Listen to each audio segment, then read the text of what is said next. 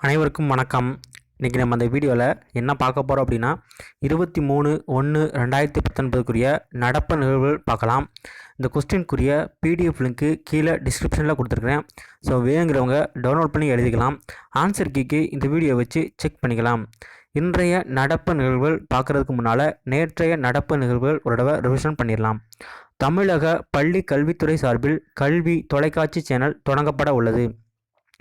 India சுற்றுலாத்துறை சார்பில் மாமல்லபுரத்தில் 1 மாத காலமாக நடைபெற்ற நாட்டிய விழா ஞாயிற்றுக்கிழமை நிறைவடைந்தது. அதாவது ஜனவரி 20 தொடங்கி டிசம்பர் 23 வரைக்கும் நடைபெற்றிருக்குது. இது எங்கே நடைபெற்றது அப்படின்னா மாமல்லபுரம் கடற்கரை கோயில் அருகே நடைபெற்றிருக்குது. இந்து ஆன்மீக கண்காட்சி 2009 சென்னையில் ஜனவரி 30 முதல் பிப்ரவரி 4 வரை நடைபெற உள்ளது. தமிழக அரசு விருதுகள் அறிவிக்கப்பட்டுள்ளது. திருவள்ளுவர் விருது அன்வர் பாஷா, பெரியார் விருது பொன்னையன், அம்பேத்கர் விருது ராமகுரு, அண்ணா விருது மு ஐக்கண்ணு, காமராஜர் விருது பல நெடுமாறன், மகாகவி பாரதியார் விருது மா பாரதி சுகுமாரன், பாரதிதாசன் விருது தியாரு, திருவிக்கா விருது கு கணேசன், கியாப்பே விஸ்வநாதம் விருது சூலூர் கலைப்பித்தன். ஸோ இந்த விருதெல்லாம் கொடுத்துட்டாங்க. தும்கூரில் உள்ள சித்தகங்கா மடத்தின் பீடாதிபதி சிவகுமார சுவாமிகள் ஜனவரி 21 காலமானார்.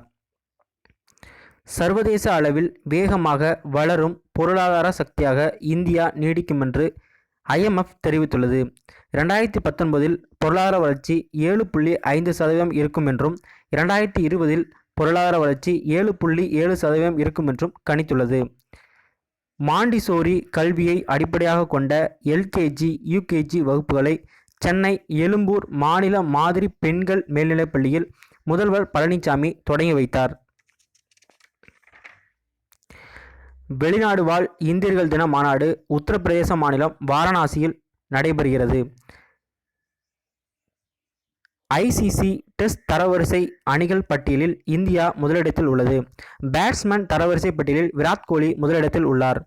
உலக ஒருங்கிணைந்த மருத்துவ மன்றம் 2019 கோவாவில் நடைபெற உள்ளது. திரிபுரா டி லோகோவை திரிபுரா CM பிப்ளப் குமார் தேப் வெளியிட்டார். இதில் நீர்மகால் இடம்பெற்றுள்ளது. UNESCO world capital of architecture for 2020 ஆக ரியோ டி ஜெனிரோவை அறிவித்துள்ளது. ஷேக் ஷவுத் இன்டர்நேஷனல் பரிசுக்கு CNR ராவ், அதாவது சிந்தாமணி நாகேஷ ராமச்சந்திர ராவ் தேர்ந்தெடுக்கப்பட்டுள்ளார். ஸோ இன்றைய நடப்பு நிகழ்வுகள் பார்க்கலாம். தமிழகத்தில் முதலாக மாணவர் காவல் படை எங்கு தொடங்கப்பட்டுள்ளது? ஸோ தமிழகத்தில் முதலாக மாணவர் காவல் படை எங்கு தொடங்கப்பட்டுள்ளது? சரி, எங்கே அப்படின்னு பார்த்தீங்கன்னா சென்னையில் தொடங்கப்பட்டிருக்குது. ஸோ தமிழகத்திலே முதலாக மாணவர் காவல் படை அப்படிங்கிற ஒரு திட்டம் சென்னையில் தொடங்கப்பட்டிருக்குது. கிட்டத்தட்ட 138 பள்ளிகளில் தொடங்கப்பட்டிருக்குது. 2வது உலக முதலீட்டாளர் மாநாடு எங்கு நடைபெற உள்ளது?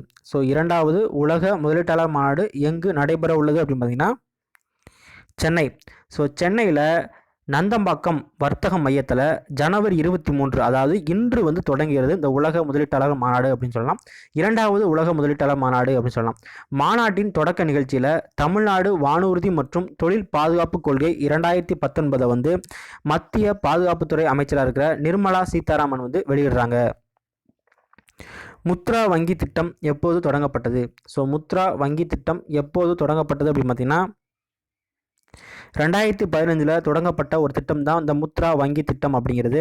ஸோ இது சம்மந்தமாக என்ன நடப்பு நிகழ்வு வந்துச்சு அப்படின்னு பார்த்தீங்கன்னா முத்ரா வங்கி திட்டத்தின் கீழ் நாடு முழுவதும் 26 கோடி பேருக்கு சிறு தொழில் கடன் வழங்கப்பட்டுள்ளதாக மத்திய சமூக நீதி மற்றும் அதிகாரமளித்தல் துறை இணையமைச்சர் ராம்தாஸ் அதவாலே தெரிவித்துள்ளார். இந்த முத்ரா வங்கி திட்டத்தை பற்றி இப்போ பார்க்கலாம். முத்ரா அப்படிங்கிறதோட எக்ஸ்பிளனேஷன் என்ன அப்படின்னு micro units development and refinance agency limited அப்படின்னு சொல்லலாம். இந்த கொஸ்டின் அடிக்கடி இந்த நம்ம TNPSC கொஸ்டின் கேட்டுக்கிறாங்க. ஓகேங்களா, இதை PMMY அப்படின்னு கூட சொல்லலாம். PMMY ஒய் அப்படின்னு கூட சொல்லலாம். இதுவும் முத்ரா வங்கி திட்டம் தான். ஓகேங்களா, அதாவது பிரதான் மந்திரி முத்ரா யோஜனா அப்படின்னு சொல்லலாம். இது வந்து என்ன அப்படின்னு பார்த்தீங்கன்னா சிறு குறு தொழில் மேம்பாட்டிற்கு கடன் உதவி வழங்குற ஒரு வங்கி தான் இந்த வங்கி, முத்ரா வங்கி அப்படிங்கிறது. இது வந்து ஒரு பொதுத்துறை நிறுவனம் அப்படின்னு சொல்லலாம். அதாவது நம்ம இந்திய அரசால் தொடங்கப்பட்ட ஒரு நிறுவனம் அப்படின்னு சொல்லலாம். இது வந்து எப்போ தொடங்கினது அப்படின்னு பார்த்தீங்கன்னா ஏப்ரல் 8 2015 தொடங்கினதா இந்த அமைப்பு. ஏப்ரல் 8 2015 முதல் கிளை வந்து புதுடில்லியில் வந்து தொடங்கினாங்க. இதில் ஒரு 3 ஸ்கீம் இருக்குது. என்ன ஸ்கீம் அப்படின்னு பார்த்தீங்கன்னா சிசு தருண் கிஷோர் அப்படிங்கிறது. சிசு அப்படின்னா 50,000 வரைக்கும் கடன் உதவி வழங்குகிற திட்டம். ஸோ சிசு அப்படிங்கிறது 50,000 வரைக்கும் கடன் உதவி வழங்குகிற திட்டம். தருண் அப்படிங்கிறது 5 லட்சம்லேருந்து 5 லட்சம் வரைக்கும் கடன் வழங்குகிற திட்டம். ஸோ 50,000 5 லட்சம் வரைக்கும் கடன் வழங்குகிற திட்டம் தான் தருண். கிஷோர் அப்படிங்கிறது 5 லட்சத்துலேருந்து 10 லட்சம் வரைக்கும் கடன் வழங்குகிற திட்டம் தான் கிஷோர் அப்படிங்கிற திட்டம். ஓகேங்களா. வாரணாசியில் எத்தனையாவது வெளிநாடு வாழ் இந்தியர்கள் தின மாநாடு நடைபெறுகிறது? ஸோ வாரணாசியில் எத்தனையாவது வெளிநாடு வாழ் இந்தியர்கள் தின மாநாடு நடைபெறுகிறது? ஸோ கரெக்டான ஆன்சர் என்ன அப்படின்னா 15. ஸோ 15வது வெளிநாடு வாழ் இந்தியர்கள் தின மாநாடு உத்தரப்பிரதேச மாநிலம் வாரணாசியில் இன்றுடன் நிறைவடைகிறது அப்படின்னு சொல்லலாம். ஓகேங்களா. தமிழகத்தில் எய்ம்ஸ் மருத்துவமனை எங்கு அமைய உள்ளது? ஸோ தமிழகத்தில் எய்ம்ஸ் மருத்துவமனை எங்கு அமைய உள்ளது அப்படின்னு பார்த்தீங்கன்னா தோப்பூர், அதாவது மதுரைக்கு அருகில் உள்ள தோப்பூர் அப்படிங்கிற இடத்துல வந்து எய்ம்ஸ் மருத்துவமனை வந்து அமைய இருக்குது. இதுக்கு பிரதமர் நரேந்திர மோடி வர்ற ஜனவரி 27, அதாவது ஞாயிற்றுக்கிழமை வந்து இதுக்கு வந்து அடிக்கல் நாட்டுறாங்க. இதோட மதிப்பு எவ்வளவு அப்படின்னா 1264 கோடி. ஓகேங்களா. பால் தாக்கரேவுக்கு நினைவு மண்டபம் கட்ட எந்த மாநில அரசு ஒப்புதல் அளித்துள்ளது? ஸோ பால் தாக்கரேவுக்கு நினைவு மண்டபம் கட்ட எந்த மாநில அரசு ஒப்புதல் அளித்துள்ளது அப்படின்னு பார்த்தீங்கன்னா மகாராஷ்டிரா மாநில அரசு இந்த பால் தாக்கரேவுக்கு ஒரு 100 கோடி செலவில் நினைவு மண்டபம் கட்ட நிதி ஒதுக்கீடு செய்கிறதுக்காக ஒப்புதல் அளிச்சிருக்காங்க. இந்த பால் தாக்கரே அப்படின்னா யார் அப்படின்னா சிவசேனை கட்சியோட நிறுவன தலைவர் அப்படின்னு சொல்லலாம். ஓகேங்களா. சிவசேனை நிறுவன தலைவர் அப்படின்னு சொல்லலாம். ஓகேங்களா. எங்கே அமைய போகுது அப்படின்னா மும்பையில் அமைய போகுது. 10% இட ஒதுக்கீட்டின் கீழ் காபு சமூக மக்களுக்கு உள் ஒதுக்கீடு 5% வழங்க முடிவு செய்துள்ள மாநிலம் எது? ஸோ 10% இட ஒதுக்கீட்டின் கீழ் காபு சமூக மக்களுக்கு உள் ஒதுக்கீடாக 5% வழங்க முடிவு செய்துள்ள மாநிலம் இது. ஸோ மத்திய அரசு வந்து பார்த்திங்கன்னா இப்போ ரீசெண்டாக ஒரு ஸ்கீம் வந்து கொண்டு வந்தாங்க. என்ன அப்படின்னு பார்த்திங்கன்னா 10%, அதாவது பொருளாதாரத்தில் பின்தங்கிய உயர் ஜாதியினருக்கு, அதாவது ஜென்ரல் கேட்டகரிக்கு வந்து 10% வந்து கொடுக்கறதா சொல்லியிருந்தாங்க. ஸோ அதன் அடிப்படையில் ஆந்திரா மாநிலத்தை, ஸோ ஆன்சர் கரெக்டான என்ன அப்படின்னு பார்த்தீங்கன்னா ஆந்திர பிரதேசம். ஸோ ஆந்திரா மாநிலத்தில் வந்து 5% வந்து பொது பிரிவினரில் இடஒதுக்கீடு கொடுக்குறாங்க. டோட்டலாக வந்து பார்த்திங்க அப்படின்னா 10%. அதில் 5% வந்து அந்த பொது பிரிவினர் அப்படின்னு சொல்கிற அந்த பிரிவினருக்கு வந்து ஒதுக்கிடுறாங்க. மிச்ச 5% வந்து பொது பிரிவினர்லேயே இருக்கிற காபு அப்படிங்கிற சமூக மக்களுக்காக ஒதுக்கியிருக்கிறாங்க. ஐசிசியின் சிறந்த டெஸ்ட் வீரர், சிறந்த ஒருநாள் வீரர், கேரி சோபஸ் விருது என 3 விருதுகளை வென்ற முதல் கிரிக்கெட் வீரர் யார்? ஸோ ஐசிசியின் சிறந்த டெஸ்ட் வீரர், சிறந்த ஒருநாள் வீரர், கேரி சோபஸ் விருது. ஸோ கேரி சோபஸ் விருது அப்படின்னா என்ன அப்படின்னா 2018 ஆண்டுக்கான சிறந்த வீரர் அப்படின்னு சொல்லலாம். ஓகேங்களா. ஸோ அந்த ஆண்டுக்கான சிறந்த வீரர் தான் இந்த கேரி சோபஸ் விருது அப்படிங்கிறது. ஏன்னா 3 விருதுகளை வென்ற முதல் கிரிக்கெட் வீரர் யார் அப்படின்னு பார்த்தீங்கன்னா விராட் கோலி. ஸோ இந்தியாவோட கேப்டன் விராட் கோலி தான் இந்த 3 விருதுகளை ஒரு சேர வென்ற முதல் வீரர் அப்படின்னு சொல்லலாம். இதே மாதிரி சிறந்த நடுவருக்கான டேவிட் ஷெப்பர்ட் விருது. ஸோ சிறந்த நடுவருக்கான டேவிட் ஷெப்பர்ட் விருது வந்து யாருக்கு கொடுத்துருக்காங்க அப்படின்னு பார்த்தீங்கன்னா குமார் தர்மசேனா. ஸோ குமார் தர்மசேனா இவங்க வந்து இலங்கை நடுவர் அப்படின்னு சொல்லலாம். ஸோ குமார் தர்மசேனா. கோவைக்கு முதல் முறையாக வலசை வந்துள்ள ஐரோப்பிய பறவை எது?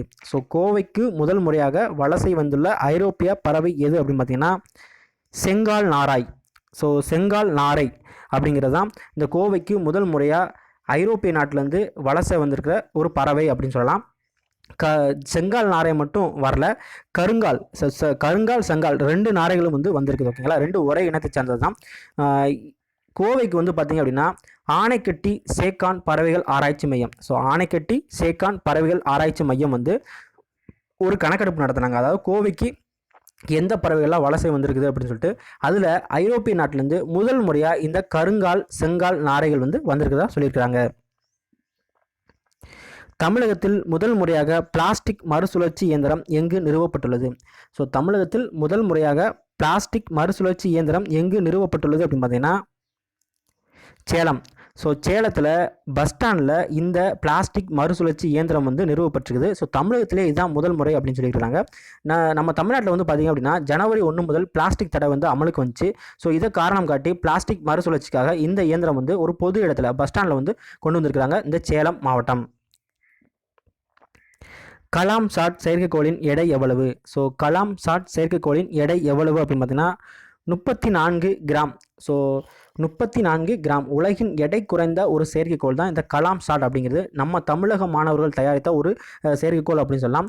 இந்த செயற்கைக்கோளும் மைக்ரோசாட் ஆர் அப்படிங்கிற செயற்கைக்கோளும் நாளை அதாவது 24ஆம் தேதி வந்து விண்ணில் ஏவப்பட உள்ளது அப்படின்னு சொல்லியிருக்காங்க. அதாவது எந்த ராக்கெட் மூலமாக அப்படின்னு பார்த்தீங்கன்னா PSLV C-44 ராக்கெட் மூலமாக இந்த கலாம் சாட் செயற்கைக்கோளும் அடுத்து மைக்ரோசாட் ஆர் செயற்கைக்கோளும் அந்த 2 செயற்கைக்கோளும் விண்ணில் செலுத்தப்பட இருக்குது.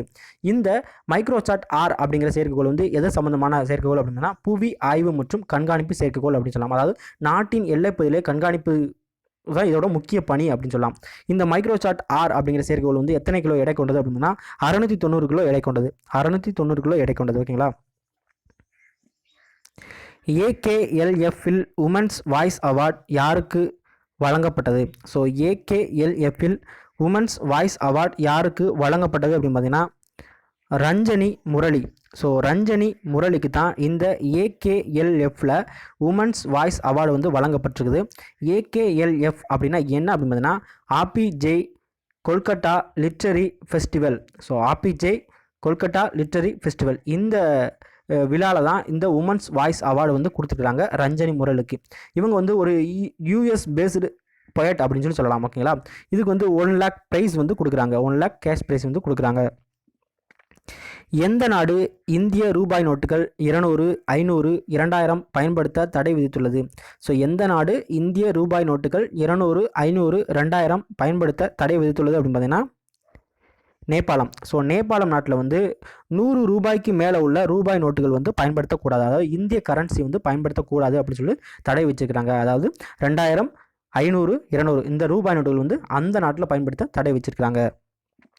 ஸோ இதோட இன்றைய நடப்பு நிகழ்வு வந்து முடிஞ்சு. தினசரி திருப்பதில் பேச்சில் நேற்றைய கேள்விகளுக்குரிய பதில்கள் பார்த்துலாம். உலக ஹெவிவெயிட் குத்துச்சண்டை சாம்பியன் போட்டியில் பட்டம் வென்றவர் யார்? ஸோ உலக ஹெவிவெயிட் குத்துச்சண்டை சாம்பியன் போட்டியில் பட்டம் வென்றவர் யார் அப்படின்னு பார்த்தீங்கன்னா அந்தோனி ஜோஷ்வா. உலகின் முதல் தானியங்கி டிராம் வண்டியை அறிமுகம் செய்துள்ள நாடு எது? ஸோ உலகின் முதல் தானியங்கி டிராம் வண்டியை அறிமுகம் செய்துள்ள நாடு எது அப்படின்னா ஜெர்மனி. இன்றைய கேள்விகள். உலகின் மிகப்பெரிய பறவை என்று பிரிட்டன் விஞ்ஞானிகள் எந்த பறவையை அறிவித்தனர்? ஸோ உலகின் மிகப்பெரிய பறவை என்று பிரிட்டன் விஞ்ஞானிகள் எந்த பறவையை அறிவித்தனர்? இரண்டாவது கேள்வி. லோக்பால் தேர்வுக்குழுவின் தலைவர் யார்? ஸோ லோக்பால் தேர்வுக்குழுவின் தலைவர் யார்?